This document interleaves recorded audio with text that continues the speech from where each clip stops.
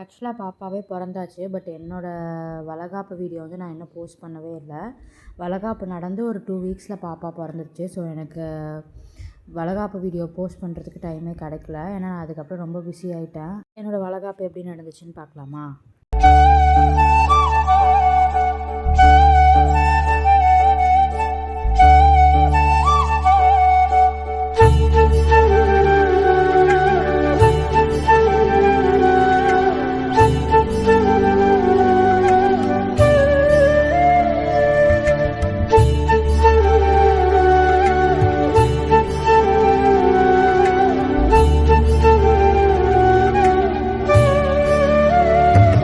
ஆக்சுவலாக செகண்ட் ப்ரெக்னன்சிக்கு யாரும் பெருசாக வளகாப்பு பண்ண மாட்டாங்க. ரொம்ப இன்டிமேட் ரிலேஷன்ஸ் மட்டும்தான் கூப்பிட்ருந்தோம். அம்மாவோட ஃபஸ்ட்டு சர்க்கிள் ரிலேஷன்ஸ் மட்டும் தான் கூப்பிட்ருந்தோம். ஹஸ்பண்ட் வீட்டு சைட்லேருந்து யாராலையும் வர முடியல. ஏன்னா அவங்க பாட்டி வந்து ஒரு 10 டேஸ் பேக் தான் இறந்துட்டாங்க. ஸோ அதனால் ஹஸ்பண்ட் வீட்டு சைட்லேருந்து யாருமே வர முடியல. ஆக்சுவலாக ரொம்ப சிம்பிளாக நடக்கும்னு நான் நினச்சேன். பட் அம்மா வந்து இவ்வளோ பெருசாக செய்வாங்கன்னு நான் நினைக்கவே இல்லை.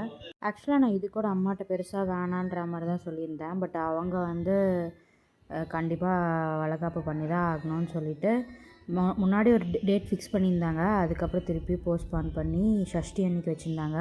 என்னோடய ஃபஸ்ட்டு ப்ரெக்னன்சியோட வளகாப்புமே ஷஷ்டி அன்னைக்கு தான் வச்சுருந்தாங்க. ஒரு மாதிரி ஆஸ்பிஷியஸாக ஃபீல் பண்ணேன்.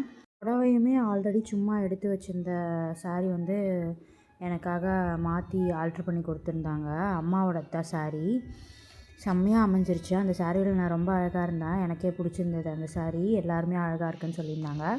இது எல்லா வெரைட்டி ரைஸுமே வந்து அம்மாவே வீட்டிலேயே செஞ்சுருந்தாங்க. சீரியஸாக அம்மாவோட எஃபர்ட் தான் இதில் ரொம்ப பெருசு. ரிலேஷன்ஸ்க்கும் எல்லாத்துக்கும் வீட்டிலேயே சமைச்சிட்டு இந்த 5 வகை சாதமும் எல்லாமே அம்மாவே சமைச்சிட்டாங்க. அம்மாவும் அத்தையும் சமைச்சிருந்தாங்க. அத்தை வந்து முன்னாடி நாளே வந்துட்டு அம்மாவுக்கு ஹெல்ப் பண்ணியிருந்தாங்க. எனக்கு சிம்பிளாக வீட்டில் பண்ண மாதிரி ஃபீல் ஆகலை. கிராண்டாக பண்ண மாதிரி தான் ஃபீல் ஆச்சு. செம்ம ஹாப்பியாக இருந்தேன் அன்றைக்கி டே ஃபுல்லாகவுமே நான்.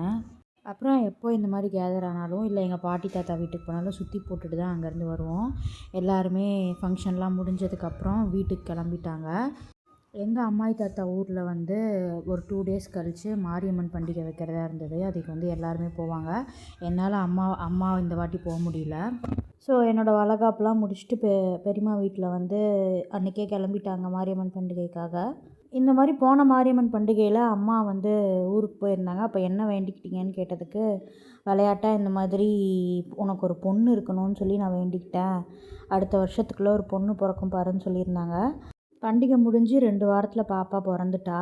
நான் வந்து பொண்ணு பையன் அந்த மாதிரி எந்த எக்ஸ்பெக்டேஷனும் இல்லாமல் தான் இருந்தேன். Meet you in next video. Bye.